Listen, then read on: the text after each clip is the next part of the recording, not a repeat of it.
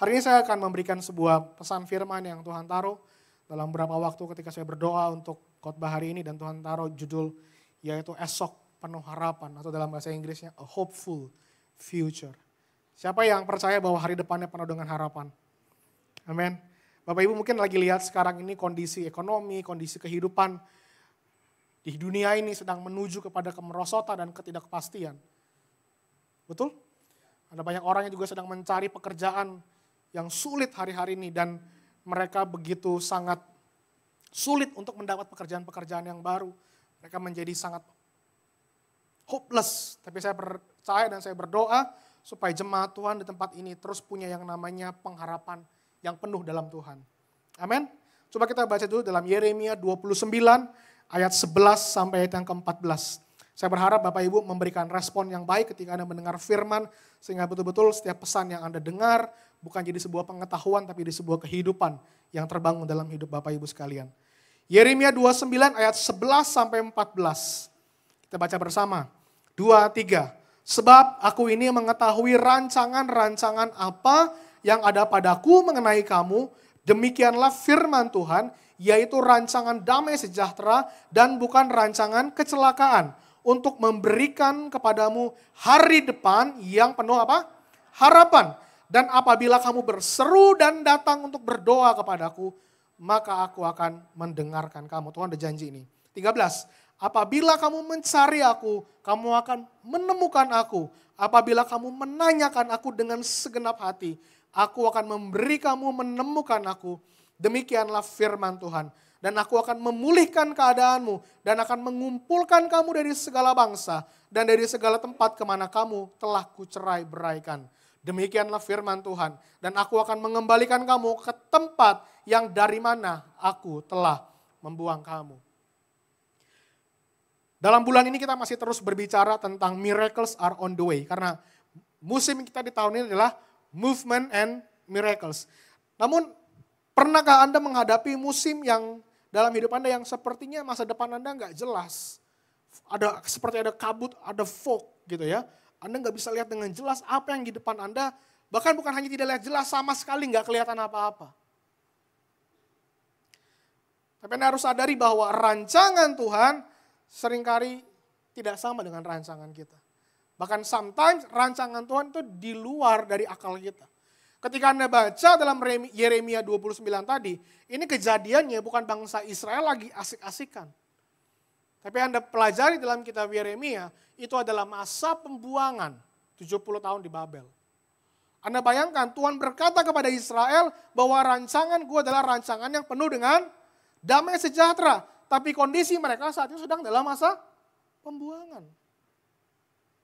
Pertanyaan saya, apakah Anda bisa berkata bahwa rancangan Tuhan penuh dengan damai ketika Anda sedang mengalami masa sulit dalam hidup Anda, bahkan sepertinya tidak lagi punya harapan?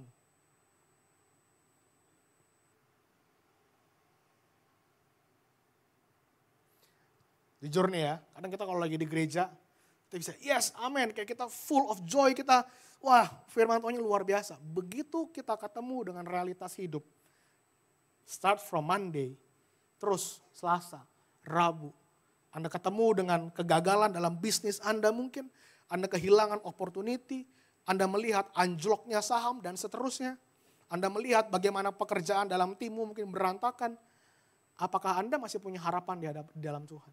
Apakah hal yang sama yang hari Minggu Anda terima, wah luar biasa Tuhan baik, Anda masih bisa katakan itu dalam hari-hari Anda di setiap harinya?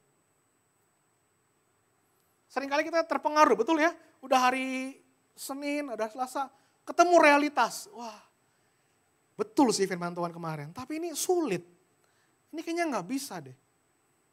Disitulah pilihan Anda untuk tetap berpegang pada kebenaran dan firman dan janjinya, atau Anda percaya kepada fakta dan realita yang terjadi.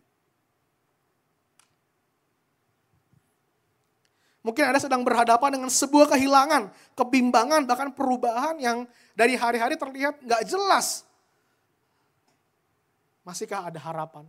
Masihkah ada masa depan buat kita semua?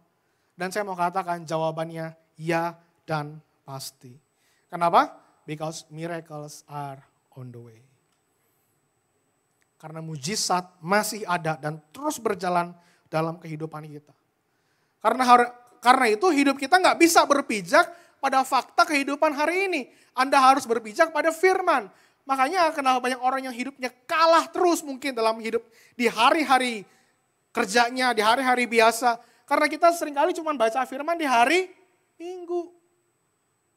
Anda bisa bayangin nggak? Informasi setiap hari Anda baca di Instagram, di koran dan sebagainya. Itu waktunya lebih banyak Anda konsumsi dibandingin firman Tuhan. Can you imagine? Informasi yang masuk apa? Semua hal yang sulit dalam hidup ini.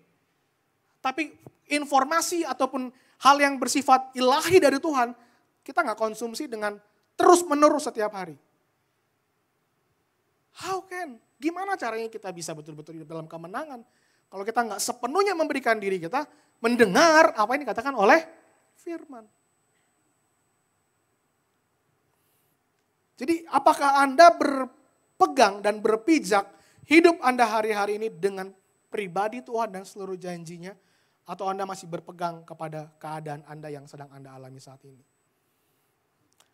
Hari ini kita akan belajar tentang esok penuh harapan. Bagaimana kita hidup dengan penuh keyakinan dan penuh dengan tujuan. Walaupun mungkin kita nggak punya jawaban yang semuanya kelihatan langsung. Ataupun mungkin nggak kedengaran secara indrawi, telinga kita. Kita nggak denger nih berita yang memberikan optimisme. Kita nggak denger, kita nggak lihat. Tapi bisakah Anda tetap berjalan seakan-akan esok penuh harapan? Yang pertama, saya mau bagikan. Poin pertama adalah Tuhan pegang kendali atas masa depan kita. Katakan, Tuhan pegang kendali.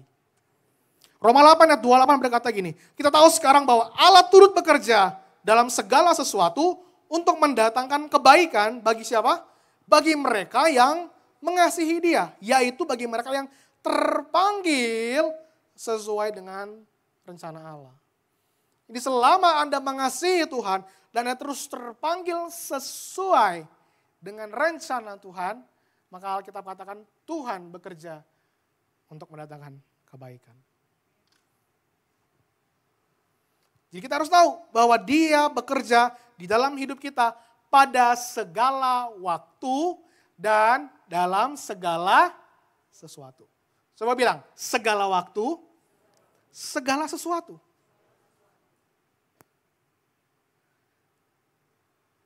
Tuhan bekerja saat Paulus sedang melayani di kota-kota yang dipercayakan. Tapi Tuhan juga bekerja pada Paulus ketika di dalam penjara. Betul?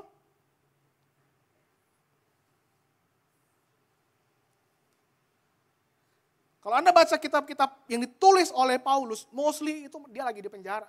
Can you imagine dia lagi di penjara, tapi dia bisa dapat begitu banyak pewahyuan dari Tuhan. Begitu banyak kota-kota, gereja-gereja yang dibangun oleh dia lewat tulisan-tulisannya di dalam penjara.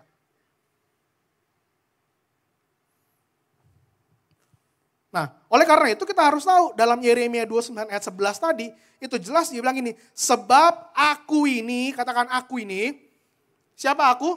Tuhan, aku ini mengetahui rancangan-rancangan apa yang ada padaku mengenai kamu. Bapak Ibu, Anda cuma tahu rancangan Anda mungkin setahun, 2 tahun, maksimal 10 tahun. Itu pun nggak jelas, betul? Ada nggak yang bisa pastiin 10 tahun seperti apa? Anda punya rencana, tapi kepastiannya nggak ada. Tapi Tuhan, Alkitab katakan dia adalah Alfa dan Omega. Dia yang ada dulu, dia yang ada sekarang, dan dia yang ada yang akan datang. Jadi Tuhanlah yang pegang kendali atas masa depan kita. Nah masalahnya kalau dia yang pegang kendali, kita harus pegangnya siapa? Tuhan ya, karena dia yang punya kendali. Begitu Anda lost dari Tuhan, Anda kehilangan kendali dalam hidup ini. Dan saya mau katakan dia bukan Tuhan yang sedang coba-coba cari tahu masa depan kita. Dia ciptain Hosea nih. Hosea keluar, yaudah dia lihat aja nanti jadi kayak apa. Atau dia baru, kayaknya Hosea bagus, ntar gini. Enggak loh. Sebelum dia ciptakan, kata Yeremia pasal yang pertama, dia sudah mengenal bahkan memberikan rancangan hidup kita sebelum kita ada di dalam kandungan ibu kita. Jadi Tuhan sudah tahu saya bakal jadi apa. Kalau Anda sudah mengerti firman ini, Anda nggak akan hanya mengejar hidup ini khusus untuk memuaskan dirimu. Karena engkau tahu bahwa Tuhan punya rancangan, Tuhan punya rencana atas hidup saya. Kenapa saya ada? Itu karena ada kehendak Tuhan. Ada rencana Tuhan. So waktu kita bekerja, waktu kita melayani, waktu kita membangun rumah tangga, yang kita kejar bukan hanya sekedar kenyamanan kita. Yang kita kejar adalah kehendak Tuhan. Kalau Anda mengerti ini Bapak Ibu, Anda akan punya arah hidup, kendali hidup akan beda. Kita nggak lagi ngejar kepada kesuksesan manusiawi kita. Boleh nggak kaya? Boleh. Boleh nggak sukses? Pertanyaannya, are you in the will of God or not? Salomo kaya nggak? Istrinya berapa? 1.700 istri beneran, 300 gundik. Tapi dia katakan di dalam kitab Pengkhotbah, semuanya adalah usaha menjaring hidup manusia katanya seperti uap. Hari ini ada, besok nggak tahu ada apa enggak. Jadi bayangin, kalau Anda nggak punya kesempatan mengejar kehendak Tuhan, tiba-tiba hidup Anda hilang gimana? Kita nggak ada yang pernah tahu Bapak Ibu. Makanya ada ayat yang berkata apa?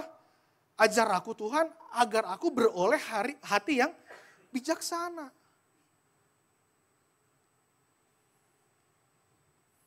Jadi kita harus tahu bahwa God is in control. Amin. Kita baca kembali dalam Keluaran pasal yang ketiga ayat 7 sampai 10. Saya bacakan. Dan Tuhan berfirman, aku telah memperhatikan dengan sungguh kesengsaraan umatku di tanah Mesir, dan aku telah mendengar seruan mereka yang disebabkan oleh pengerah-pengerah mereka. Ya, aku mengetahui penderitaan mereka. Sebab aku ini telah turun untuk melepaskan mereka dari tangan orang Mesir dan menuntun mereka keluar dari negeri itu, dari negeri Mesir kemana? Ke suatu negeri yang baik dan luas. Ini penuh dengan harapan gak? Penuh dengan harapan. Suatu negeri yang berlimpah-limpah susu dan madunya. Ke tempat orang Kanaan, orang Het, orang Amori, orang Feris, orang Hewi, dan orang Yebus. Sekarang seruan orang Israel telah sampai kepadaku, juga telah kulihat betapa kerasnya orang Mesir menindas mereka. Jadi sekarang pergilah, aku mengutus engkau. Mengutus siapa? Musa. Kepada Firaun untuk membawa umatku, orang Israel keluar dari Mesir. Tuhan punya rencana yang besar buat Israel. Tuhan punya masa depan yang penuh dengan pengharapan untuk bangsa Israel. Di tengah penindasan yang mereka alami, Tuhan tidak tinggal diam. Dikatakan bahwa seruannya telah kudengar.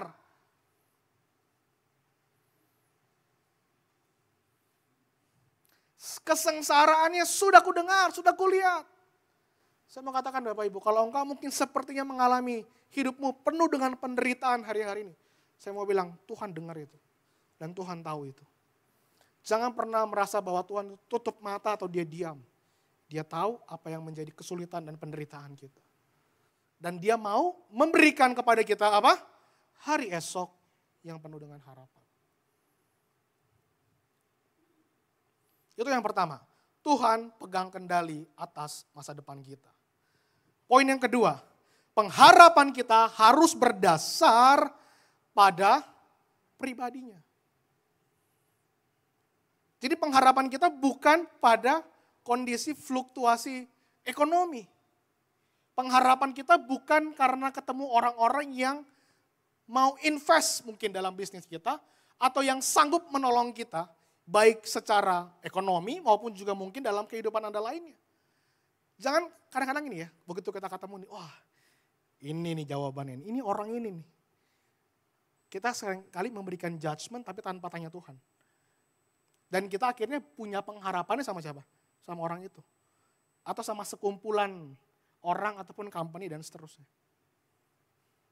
Saya mau bilang bahwa pengharapan kita harus berdasar pada pribadinya Tuhan.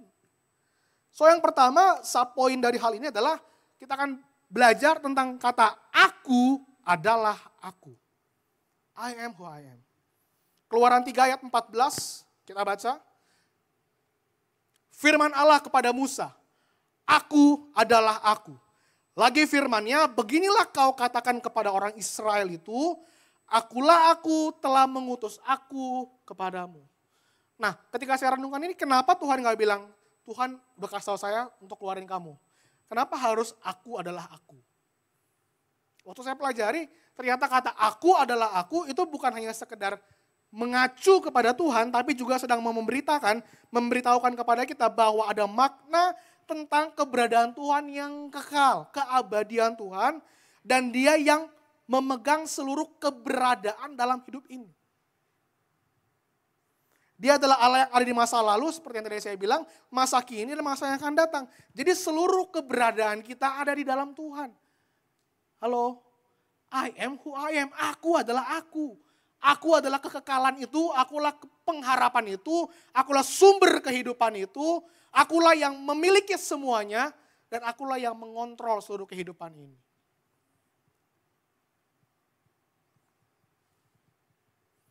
Ketika Tuhan memanggil Musa, Musa fokusnya sama siapa? Sama kelemahannya, betul? Dia bilang apa? Tuhan, karena mungkin Tuhan pakai aku. Bahkan aku pun peta lidah. Ngomong aja gak becus. Gimana engkau bawa aku untuk bisa ketemu sama Firaun? Tapi Tuhan katakan, aku adalah aku yang mengutus aku kepadamu. Yang mengutus Musa untuk membebaskan bangsa Israel. Jadi kita harus pastikan perjalanan kita dimulai dengan aku adalah aku. Yaitu keberadaan Tuhan. Waktu kita melangkah dengan keberadaan Tuhan, saya percaya Bapak Ibu, setiap perjalananmu akan ditandai dengan adanya mujizat Tuhan. Amin. Setiap kali Musa ketemu dengan Firaun, selalu ada mujizat yang Tuhan tunjukkan. Karena aku adalah aku, mengutus aku. Jadi kita harus melihat siapa Tuhan dan seluruh keberadaannya bukan kepada kelemahan kita. Kita nggak mungkin bisa bergerak dan bertindak ketika kita belum bisa melihat keberadaan Tuhan yang besar ada dan di dalam kita. Saya ulangi sekali lagi. Kita tidak akan mungkin bisa bergerak dan bertindak ketika kita belum bisa melihat keberadaan Tuhan yang besar. Sebelum Gideon berani melangkah, dia minta tanda. Dan Tuhan tunjukkan tandanya. Artinya apa? Dia mau tahu apakah betul-betul Tuhan menyertai dia sebelum dia melangkah. Adakah kita punya sikap hati seperti itu hari-hari ini? Bahwa kita berpegang pada pribadi Tuhan bukan hanya sekedar pada pengalaman dan kemampuan kita. Ketika kemarin COVID saya tanya, adakah orang yang bisa bertahan sekalipun uangnya banyak kalau tanpa Tuhan? Nggak bisa Bapak Ibu. Saya suka mikir ya, tubuh kita ini kan urat, syaraf semua banyak ya. Satu kepelintir aja, apa yang terjadi? Bisa macam-macam. Tapi siapa yang bisa kontrol itu semua tetap berjalan dengan baik sampai hari ini? Tuhan. Alkitab katakan, sampai sehelai rambut pun Tuhan nggak mungkin Tuhan nggak tahu. Sampai sehelai rambut kita jatuh pun Tuhan tahu. Artinya di dalam segala hal yang perkara kecil sekalipun Tuhan ada di sana. Makanya kalau kita dengar orang bilang, ayo cari Tuhan. Jangan kita punya respons apa? Apaan sih Tuhan mulu, Tuhan mulu. Kalau nggak ada Tuhan, Anda habis. I'm telling you. Dan kita sedang tidak menghargai keberadaan Tuhan saat kita berkata demikian.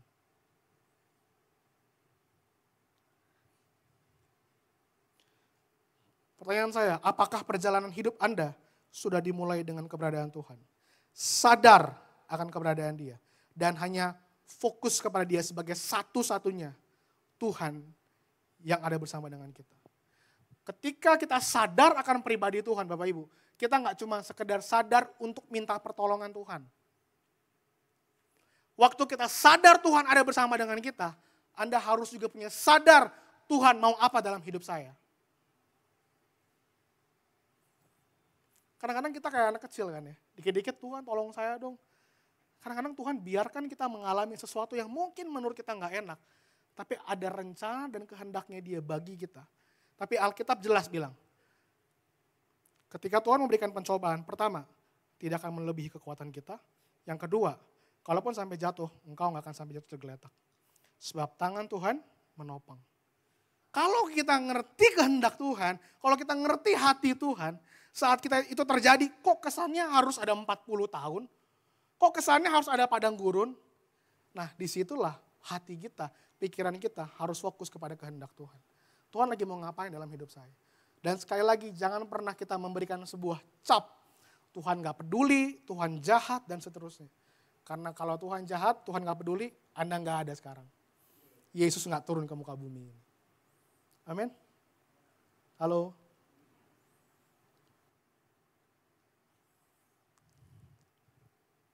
Jadi mujizat yang Tuhan kerjakan harusnya membuat kita semakin kenal Tuhan. Mujizat yang Tuhan kerjakan harusnya membuat kita semakin dewasa di dalam Tuhan. Bukan malah seperti anak-anak. Tapi kita semakin kenal, oh Tuhan itu adalah Bapa yang baik. Oh bagaimana kehendaknya itu terjadi dalam hidup saya. Dan bagaimana saya mulai melakukan apa yang menjadi kehendak Tuhan dalam hidup saya. Itu yang pertama, aku adalah aku. Jadi bukannya dia gak mau menolong. Jangan salah tangkap, oh Tuhan bukan Tuhan yang mau menolong. Bukan. Sometimes kita tuh terlalu tidak punya kedewasaan sehingga sedikit-sedikit kita cuma fokus kepada tangan Tuhan. Tapi kita gak mau dengar isi hati Tuhan. Pernah gak Anda mengalami gitu? Ada orang mau kenal sama kita cuma karena pengen tangan kita nolongin dia. Tapi dia gak pernah mau connect sama kita. Dia gak mau peduli sama kita. Yang dia peduli cuma pertolongan kita. Itu yang saya maksud. Jangan biarkan kita cuma peduli sama pertolongan Tuhan, tapi kita gak mau peduli dengan isi hati Tuhan. Yang kedua, the God of miracle. The God of miracle. Yeremia 32 ayat yang ke-27. Sesungguhnya aku adalah Tuhan, Allah segala makhluk. Adakah sesuatu apapun yang mustahil untukku? Ada yang mustahil bagi Tuhan? Tidak ada. Lukas 18 ayat yang ke-27, kata Yesus, apa yang tidak mungkin bagi manusia, mungkin bagi Allah. Jadi segala sesuatu ketika the God of miracle itu bekerja, nggak ada yang mustahil.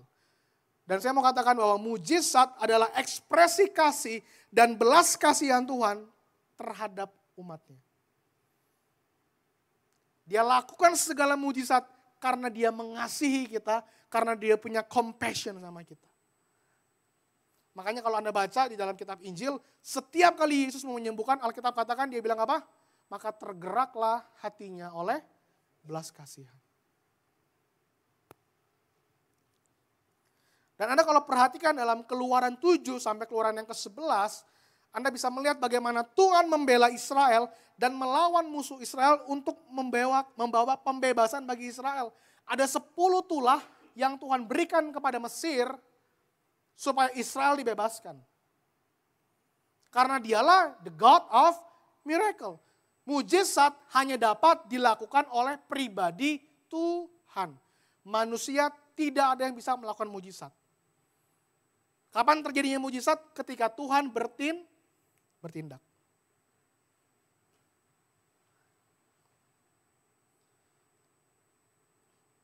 Bahkan Tuhan mengadakan mujizat yang luar biasa bagi Israel yang belum pernah ada sebelumnya dan sampai hari ini belum terjadi lagi. Apa itu? Laut terbelah.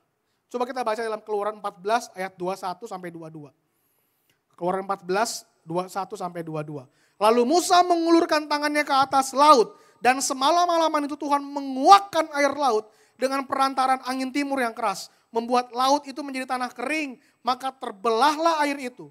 Demikianlah orang Israel berjalan dari tengah-tengah laut di tempat kering. Sedang kiri dan di kanan mereka air itu seperti apa? Tembok bagi mereka. Bisa bayangin gak? Laut terbelah, terus jalannya kering. Lalu yang kiri dan kanan jadi tembok. Itu hal yang mustahil gak sih secara manusia? Gak ada yang bisa lakukan itu. Bahkan sampai hari ini mau gak kejadian lagi Bapak Ibu. Dulu belum pernah mereka alami dan sampai sekarang belum ada lagi. Jadi ini adalah perkara yang belum pernah dilihat oleh bangsa Israel sebelumnya. Dan Tuhan sanggup melakukan itu. Karena dia adalah Tuhan. Karena aku adalah aku. Halo. Can you imagine? Bisa gak bayangin ini?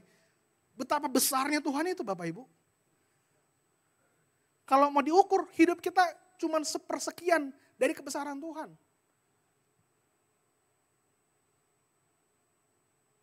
Tapi dia yang besar itu, He cares about us. Dia peduli sama kita.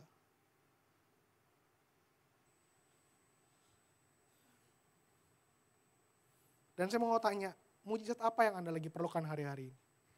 Pengharapan apa yang sedang Anda nantikan hari-hari ini? Jawabannya cuma sama Tuhan. He is the God of miracles. Dan yang terakhir, ini penekanan yang saya mau berikan.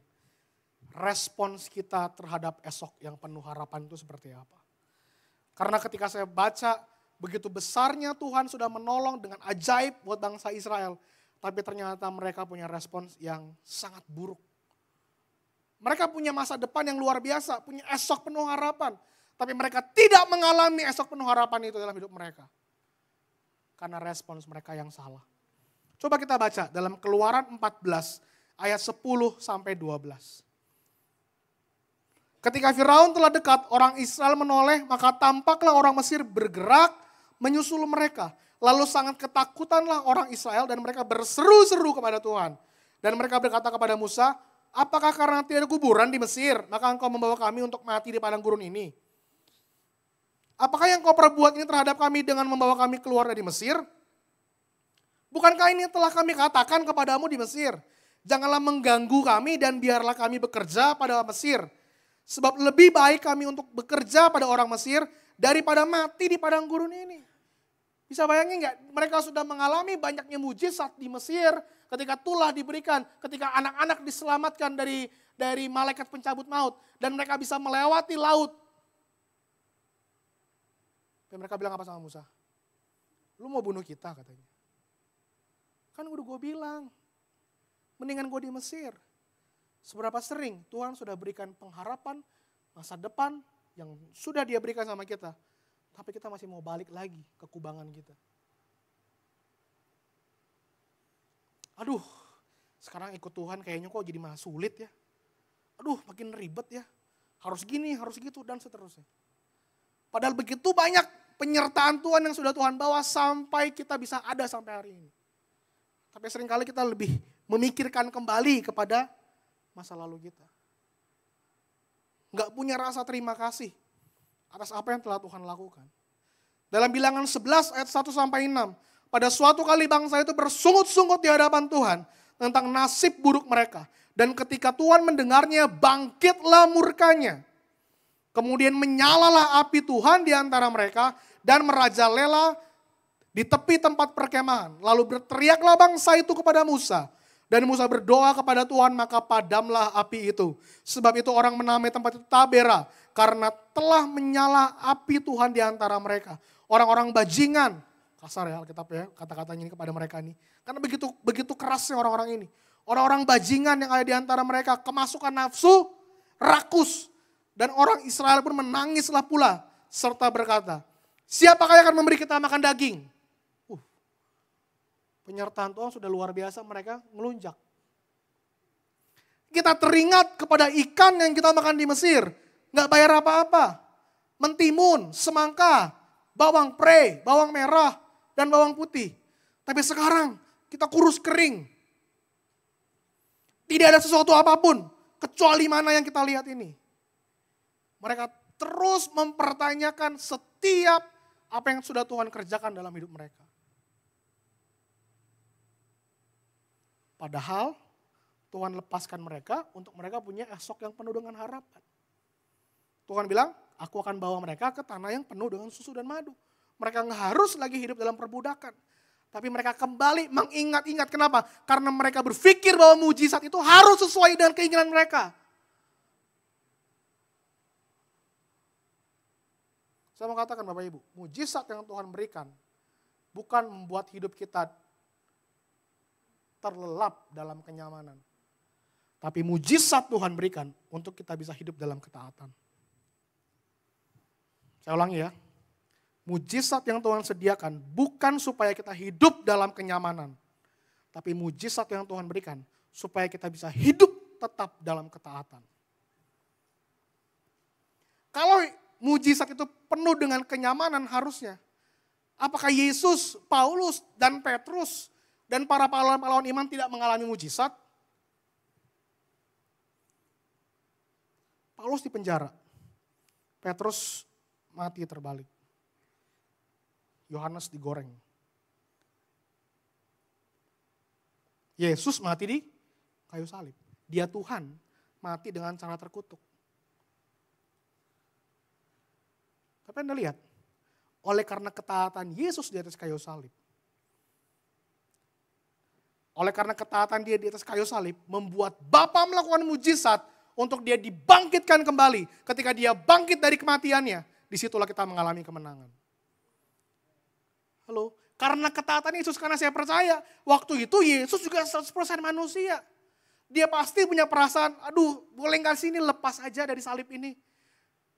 Karena waktu dia sebelum disalib dia ngomong kan, Bapak kalau boleh lepaskan cawannya daripada aku. Bahkan sampai peluhnya seperti darah katanya. Artinya dia begitu ketakutan dan dia sepertinya juga secara manusiawi gak mau jalanin itu. Tapi Yohanes pasal yang keempat ayat 34 berkata, makananku ialah melakukan kehendak dia yang mengutus aku dan menyelesaikannya. Jadi setiap mujizat yang Bapa kerjakan buat Yesus, itu tujuannya bukan untuk kepentingan Yesus. Tapi bagaimana Yesus bisa menyelesaikan pekerjaan Bapa di muka bumi ini. Setiap mujizat yang Tuhan sediakan bagi kita, Bapak Ibu, saya mau katakan, itu bukan cuma sekedar untuk memuaskan hawa nafsu kita. Seperti bangsa Israel. Setiap mujizat yang Tuhan berikan, tujuannya supaya kita tetap bisa maksimal mengerjakan dan menyelesaikan pekerjaan Tuhan. Kenapa banyak orang yang kecewa sama Tuhan? Karena mereka mengasumsikan mujizat Tuhan sesuai dengan keinginan mereka. Kalau Tuhan itu ada, harusnya kita makan daging dong, kalau kata Israel. Harusnya kita masih ketemu semangka, bawang prei, bawang merah, bawang putih. Emang gak ada kuburan di Mesir? Harus sampai masuk padang gurun.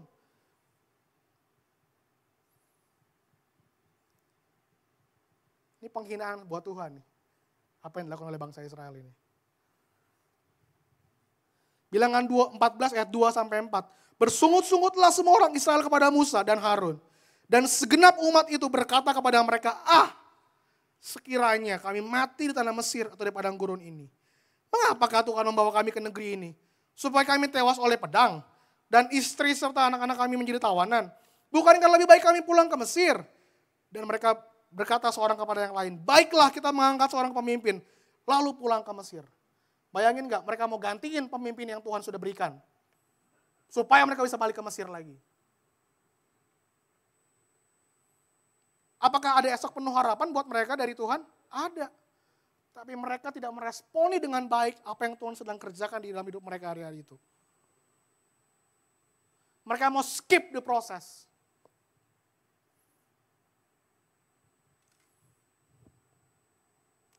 Bilangan 14 ayat 6-9. Tetapi Yosua bin Nun dan Kaleb bin Yefune yang termasuk orang-orang yang telah mengintai negeri itu, karena ini dalam masa pengintaian, mengoyakkan pakaiannya dan berkata kepada segenap umat Israel, negeri yang kami lalui untuk diintai itu adalah luar biasa baiknya. Kok beda nih pemikirannya? Lihatnya kok beda? Jika Tuhan berkenan kepada kita, maka Ia akan membawa kita masuk ke negeri itu dan akan memberikannya kepada kita. Suatu negeri yang berlimpah-limpah susu dan madunya. Hanya jangan berontak sama Tuhan katanya. Dan jangan takut kepada bangsa negeri itu sebab mereka akan kita telan habis. Yang melindungi mereka sudah meninggalkan mereka, sedang Tuhan menyertai kita. Jangan takut kepada mereka. Wow. Yang membedakan Israel yang lain, pengintai-pengintai yang lain, dibandingkan Yosua dan Kaleb. Pengintai melihat besarnya musuh. Dan ketidakmampuan mereka. Tapi Yosua dan Kaleb melihat kepada Tuhan yang jauh lebih besar dari semua musuh-musuh mereka.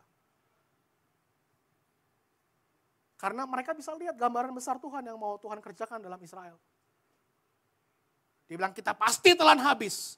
Karena firman-Nya ya dan amin. Kalau Kanaan sudah diberikan oleh Tuhan, pasti Tuhan akan berikan. Jadi kalau Tuhan sudah berjanji sama Bapak Ibu, dan kau merasa kok kelihatannya belum hari ini, saya mau bilang janji Tuhan ya dan amin. Selama Anda tetap on the track, di mana Tuhan lagi bawa hidup Anda. Yosua mengenal siapa Tuhan yang bersama dengan dia dan juga bersama dengan bangsa Israel. Makanya kembali kepada poin yang sebelumnya tadi, bahwa pengharapan kita harus bersandar kepada pribadinya Tuhan. Bilangan 14 ayat 22 sampai 23. Nah, ini adalah yang menjadi respon Tuhan atas kebebalan Israel. Apa yang Tuhan katakan? Semua orang yang telah melihat kemuliaanku dan tanda-tanda mujizat yang kuperbuat di Mesir dan di padang gurun, namun telah 10 kali mencobai aku dan tidak mau mendengarkan suaraku, pastilah tidak akan melihat negeri yang kujanjikan dengan bersumpah kepada nenek moyang mereka. Semua yang menista aku tidak akan melihatnya. Anda bisa bayangkan, semua yang Tuhan sudah kerjakan dari Mesir dengan 10 tulah, dengan adanya laut yang terbelah, dengan adanya penyediaan tiang awan, tiang api, mana yang mereka terima, akhirnya sia-sia. Mereka enggak mengalami itu semua. Tuhan bilang mereka tidak akan pernah melihatnya. Kecuali siapa? Joshua dan Kaleb. Kenapa? Karena Joshua dan Kaleb punya respon yang berbeda. Makanya Pastor Leo kemarin sempat bahas kan ya dalam minggu yang sebelumnya. Accurate response itu penting.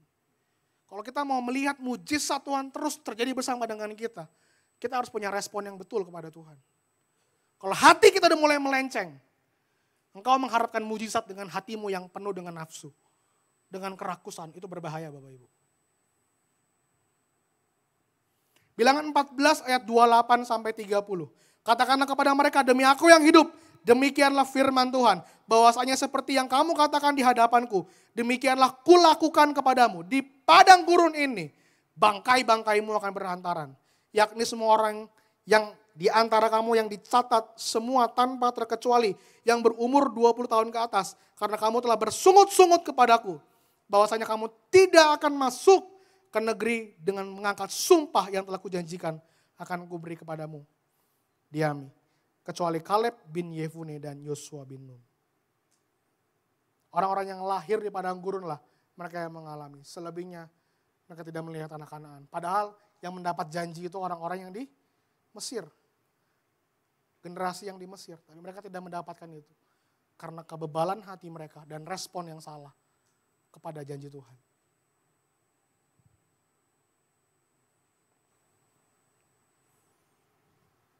Sangat mudah bagi Tuhan mengeluarkan Israel dari Mesir. Tapi ternyata cukup sulit membuat Mesir keluar dari hatinya Israel. Gampang untuk Tuhan keluarin kita dari masa lalu kita. Tapi terkadang sulit untuk melepaskan masa lalu kita dari diri kita. Karena seringkali ada panggilan-panggilan yang, wah harusnya kamu tuh dulu bisa begini, enaknya begitu dan seterusnya. Itu kembali kepada apa? Menggelitik kita punya ego. Menggelitik kita punya kepentingan. Menggelitik kita punya kehendak pribadi. Saya mau katakan bahwa mujizat diberikan untuk kita bisa mencapai garis akhir dalam hidup ini. Coba Anda pikirkan hari ini. Kita renungkan. Kenapa Tuhan kasih kita kesembuhan? Kenapa Tuhan kasih kita kesembuhan? Karena ada hal yang kita harus kerjakan buat Tuhan belum selesai. Kenapa Tuhan kasih ke mujizat keuangan dalam kehidupan kita? Karena ada hal yang Tuhan mau untuk kita bisa lakukan dengan keuangan yang Tuhan berikan sama hidup kita. Jadi harus ujung-ujungnya berujung kepada kehendak Tuhan dalam hidup ini.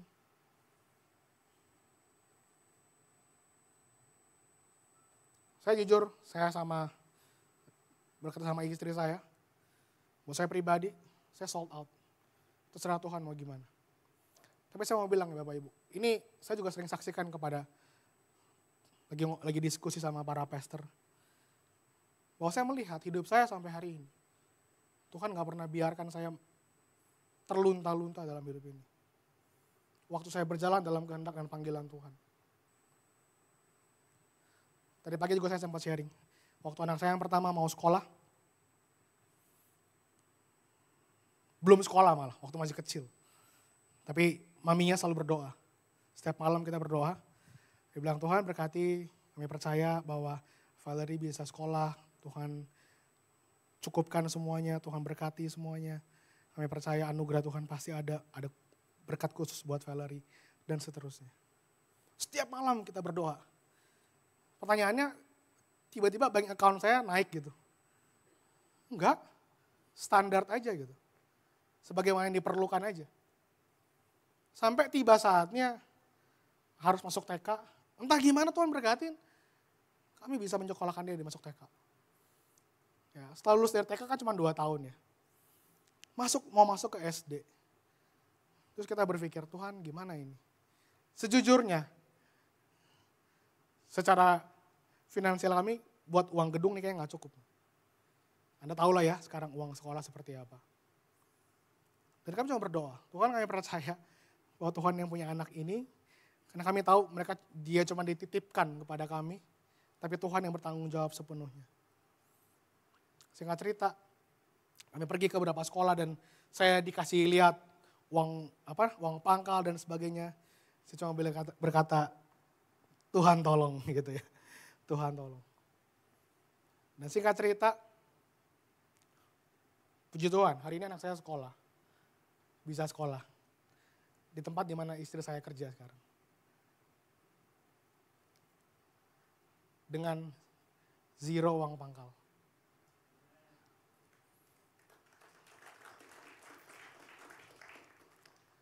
Kami cuma bayar cuma 30% lah kira-kira.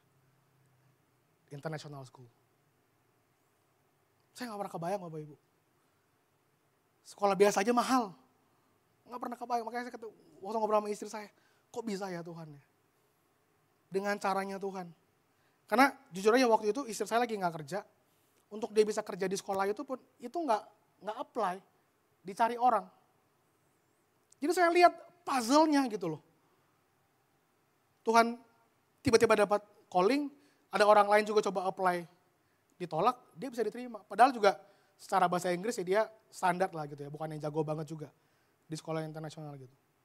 Tapi bisa keterima gitu. Sampai anak saya bisa sekolah juga dan seterusnya. Kalau kita cuma lihat dari sisi manusia kayaknya ya kebetulan aja gitu. Tapi saya lihat puzzle-nya Tuhan, gimana Tuhan lakukan. Karena kami gak berusaha apapun secara manusia istilahnya. Betul-betul tuh kayak Tuhan yang singkapkan dari step by step by step. Makanya anak saya yang kedua, bentar lagi tahun depan harus playgroup. Istri saya tanya lagi kan, gimana nih? Ya udah, jalanin aja. Yang kemarin udah kan, yang ini juga pasti Tuhan sediakan. Karena hidup kita ini tangan Tuhan Bapak Ibu. Pekerjaan Tuhan yang ada di antara kita. Kalau kita masih memusingkan diri kita dan akhirnya kita nggak mau berjalan dalam panggilan Tuhan, that's it, selesai. Karena ada satu kali juga kami sempat berdiskusi dan sempat istri saya juga bertanya, sampai kapan kamu full time? Karena waktu itu lagi mikirin soal masa depan kami. Dan saya bilang, this is not my job, this is my calling. Kalau Tuhan panggil saya, sampai hari ini saya lihat pertolongan Tuhan, saya nggak mau kayak bangsa Israel yang mengabaikan apa yang Tuhan sudah kerjakan dalam hidup saya. Demi semangkuk kacang merah.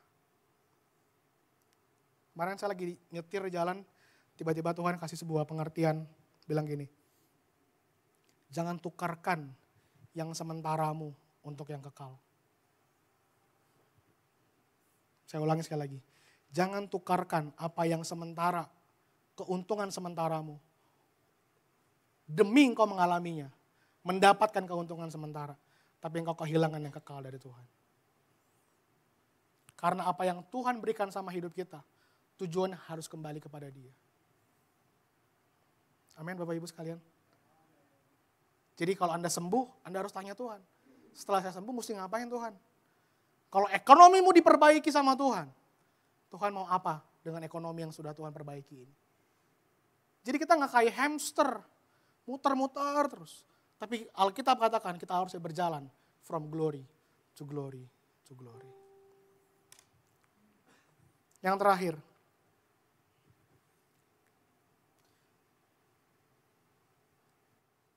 mujizat terbesar yang kita terima dalam hidup ini adalah karya salib Yesus. Kita akan merayakan Jumat Agung dan Paskah pada minggu yang akan datang.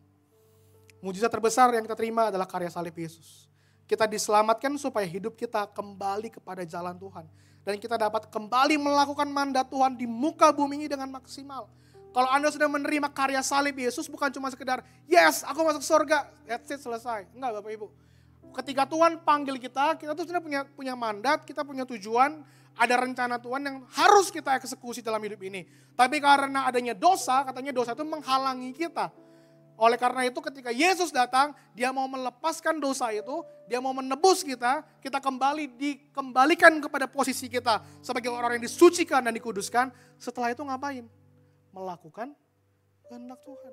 Oleh karena itu Efesus 2 ayat yang ke-10 berkata apa? Karena kita ini buatan Allah. Setelah itu apa? Diciptakan dalam Kristus Yesus. Setelah itu apa? Untuk melakukan pekerjaan baik yang dipersiapkan Allah sebelumnya. Dan kalimat terakhir yang penting. Ia mau supaya kita hidup di dalamnya. Di dalam apa? Dalam pekerjaan baik yang sudah Tuhan tetapkan buat kita.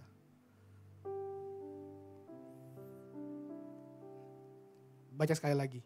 Karena kita ini buatan Allah diciptakan dalam Kristus Yesus untuk melakukan pekerjaan baik yang dipersiapkan Allah sebelumnya.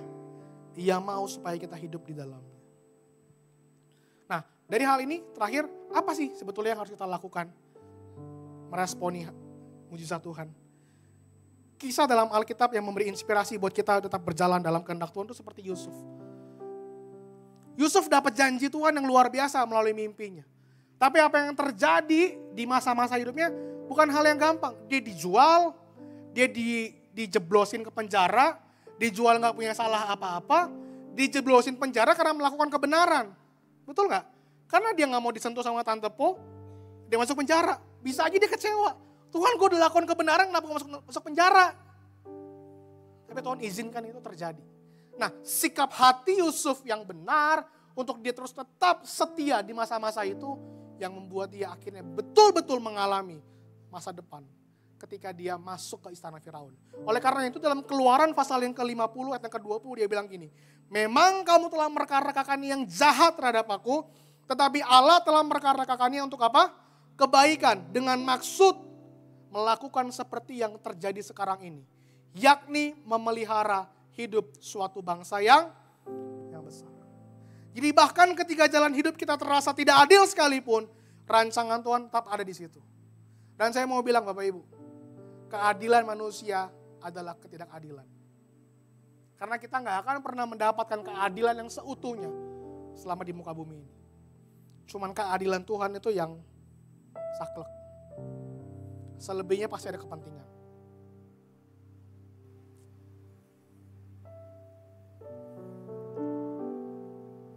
So, respon kita seperti apa?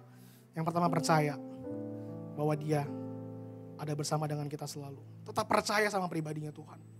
Jangan tergoyahkan. Dan yang kedua, tetap taat melangkah. Sekalipun Anda harus mengalami penjara dalam hidup ini. Bukan masuk penjara beneran mungkin, tapi penjara-penjara kehidupan yang mungkin kayaknya kok saya harusnya gini, saya harusnya gitu. Mungkin Anda seperti Yusuf dibuang ke sumur, bahkan oleh orang-orang yang Anda percaya. Dikucilkan, dibuang. Tapi selama hatimu tetap benar di hadapan Tuhan, Tuhan sanggup mengangkat kita kembali. Yang penting respons kita terus tetap selaras dengan kehendak Tuhan.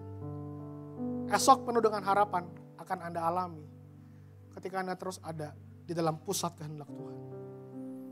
Di mana ada when there is a vision, akan ada yang namanya apa? Provision.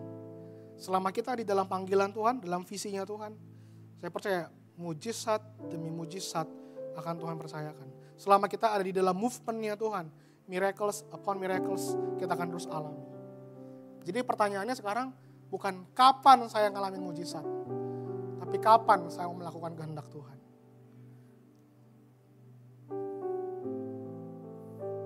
Karena ketidaktaatan manusia di awal, hancurlah dunia ini. Manusia semua kehilangan kemuliaan Allah. Tapi karena ketaatan satu orang, yang namanya Yesus, semua orang diselamatkan. Dan setiap pergerakan Yesus, setiap harinya, selalu ada mujizat. Betul? Setiap kali dia kemana, mujizat terjadi nggak? Terjadi. Kenapa? Karena dia ada di dalam pusat kehendak Bapaknya. Dia berjalan, mujizat. Dia berjalan, mujizat. Sampai mujizat terbesar yang dialami di akhir hidupnya sebelum dia naik ke surga. Yaitu menang atas kuasa maut. Dan kita semua diselamatkan. Kalau dia nggak taat, kita nggak menang Bapak Ibu. Tapi karena dia taat, kita semua mengalami kemenangan. Mari semua saya undang bangkit berdiri. Thank you Lord Jesus.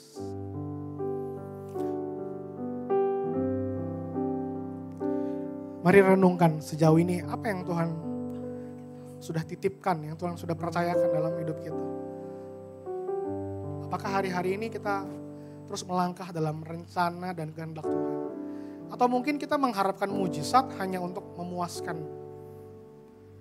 keinginan kita, memuaskan apa yang kita ingini secara manusiawi. Bahkan kalau kata Alkitab tadi, dengan nafsu yang rakus. Kita jangan biarkan hati dan pikiran kita seperti bangsa Israel yang mempertanyakan Tuhan bahkan di tengah mujizat yang Tuhan sudah kerjakan. Biarlah hati kita terus betul, kita pasang sikap yang benar di hadapan Tuhan. Bahkan di hari-hari yang kesannya kok kayaknya nggak ada apa-apa nih, kok kayaknya nggak ada jawaban. Tapi apakah kita punya terus sikap hati yang betul di hadapan Tuhan? Thank you Lord Jesus.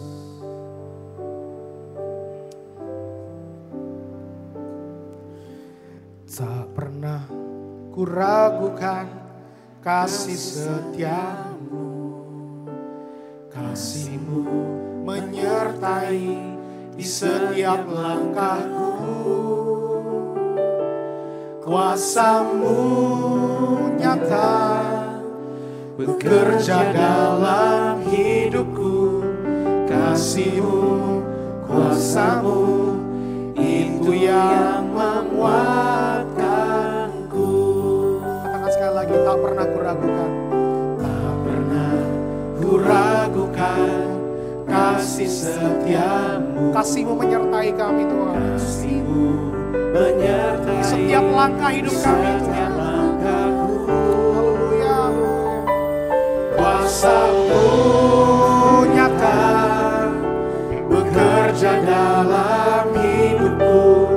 Kasih-Mu, kuasa-Mu, itu yang menguatkanku. Kekuatanku hanya di dalam-Mu. Amin. Engkaulah sumber iman yang sempurna, pengharapan yang sejati bagi yang percaya dan melihat esok penuh harapan.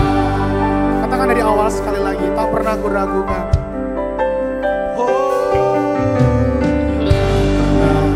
Kuragukan kasih setiamu. Amin. Kasih-Mu menyertai di setiap langkahku. Kuasa-Mu nyata bekerja dalam hidupku. Kasih-Mu, kuasa-Mu, itu yang menguatkan. Kekuatan hanya di dalam-Mu. Engkaulah sumber iman yang sempurna Tuhan. Sumber iman yang sempurna, pengharapan yang sejati bagi yang percaya dan melihat esok penuh harapan. Kekuatan, oh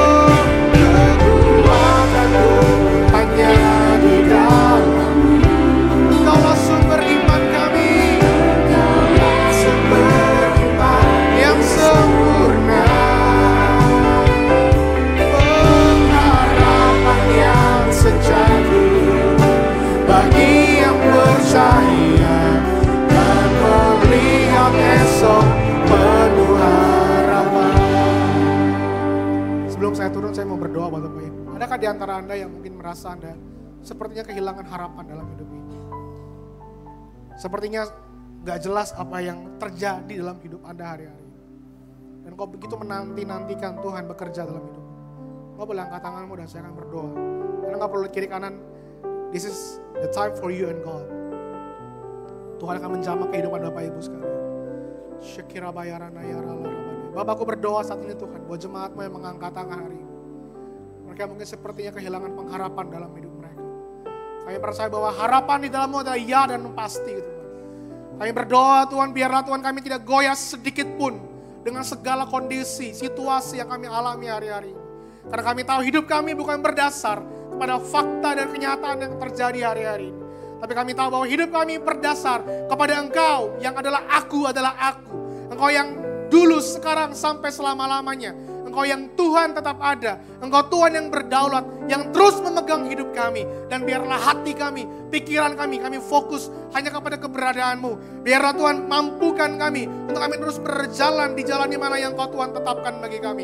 Sekalipun mungkin kami harus mengalami padang gurun, tapi kami tahu di padang gurun sekalipun ada tiang api, ada tiang awan yang menyertai kami. Bahkan ada mana yang memberikan kehidupan kepada kami. Biarlah Tuhan hati kami tidak lagi menjadi hati yang bersungut-sungut hari-hari ini. Biarlah hati kami penuh dengan ucapan syukur atas apa yang sudah Tuhan kerjakan dalam hidup kami. Bahkan mungkin di dalam mujizat yang kami rasa mungkin kecil ataupun sepele, tapi kami tahu bahwa Tuhan ada di sana, bahwa Tuhan sendiri yang bekerja, dan kami gak mau menjadi umat yang menyepelekan apa yang Tuhan sudah kerjakan. Biarlah kami mau terus fokus, kami mau terus mencari wajah Tuhan, mengejar kehendak Tuhan dalam hidup kami, sampai kami berkata bahwa kami menyelesaikan hidup kami sampai garis akhir. Terima kasih Bapa di surga. I pray in Jesus' mighty name. Thank you Lord Jesus, thank you Jesus. Kekuatanku hanya di dalam-Mu. Engkaulah sumber iman yang sempurna, pengharapan yang sejati bagi yang percaya dan melihat esok penuh harapan.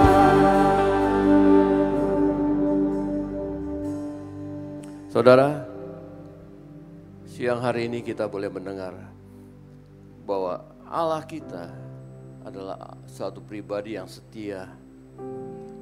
Dia yang selalu menyertai dan Dia selalu mau membuat suatu mujizat terjadi dalam hidup kita. Ketika kita terus berjalan menurut rancangannya.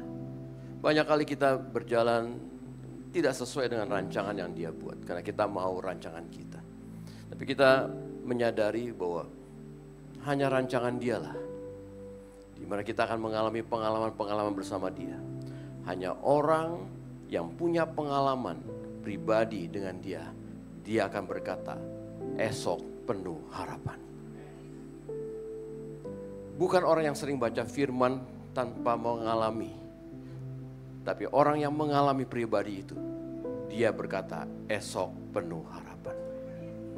Saudara, kita hari-hari ini sedang berhadapan dengan banyak situasi yang terjadi di dunia. Betul? Perang tarif, kita tahu efeknya kemana. Harga naik. Tapi firman Tuhan tetap tidak berubah, walaupun dunia berubah. Firman-Nya Tuhan tetap berkata, esok penuh harapan. Meskipun bumi sedang bergejolak hari ini, dengan segala isu-isu megatrust, tapi firman Tuhan gak berubah. Dia tetap berkata esok penuh harapan. Tapi siapa yang bisa berbicara esok penuh harapan? Adalah kita yang punya pengalaman pribadi dengan Dia. Nah, saya ingin mengatakan begini saudara. Jangan sia-siakan waktu-waktu hari ini ketika Tuhan mau bikin pengalaman baru dengan hidupmu. Kalau tahun ini adalah tahun movement and miracle, Tuhan ingin berbuat sesuatu yang membuat hidup kita boleh mengalami perubahan. Perubahan di mana kita makin mengenal pribadinya lebih dan lebih lagi. Karena mujizat diberikan kepada orang Israel, tapi orang Israel hanya menikmati mujizat. Dia tidak tahu dan mereka tidak mau mengenal siapa pemberi mujizat itu. Tapi kita belajar dari apa yang terjadi pada bangsa Israel. Kita mau setiap mujizat terjadi dalam hidup kita, secara korporat ataupun secara pribadi, kita mau mengenal pemberinya. Kita mau mengenal pribadinya. Karena apa? Kita tahu dari situ kita akan berkata, hari esok penuh harapan. Amin saudara. Mari kita tutup ibadah kita angkat tangan kita. Haleluya. Kami ucap syukur Tuhan untuk hari ini. Kami ucap syukur untuk semua kebenaran-Mu Tuhan. Engkau memberikan kekuatan baru kepada kami Tuhan. Apapun yang terjadi di dunia saat ini Tuhan, kami mau melihat fokus hanya kepada Engkau Yesus. Karena Engkaulah yang berkata, Engkaulah yang mengalami, yang membuat kami boleh mengalami suatu hal yang luar biasa. Sehingga kami boleh berkata, hari esok penuh dengan harapan Tuhan. Terima kasih Tuhan. Kalau sebentar kami boleh kembali ke tempat kami masing-masing Tuhan. Kami buka tangan kami. Engkaulah Tuhan yang memberkati kami. Engkau Tuhan yang memelihara kami. Engkau Tuhan yang menjagai kami. Engkau Tuhan yang menghadapkan wajah-Mu kepada kami. Engkau Tuhan yang menyinari kami dengan sinar wajah-Mu. Dan kasih karunia damai sejahtera-Mu Kau limpahi kepada kami semua di tempat ini. Terima kasih Bapa di surga. Di dalam nama Tuhan Yesus kami boleh mengucap syukur. Haleluya. Have a blessed Sunday.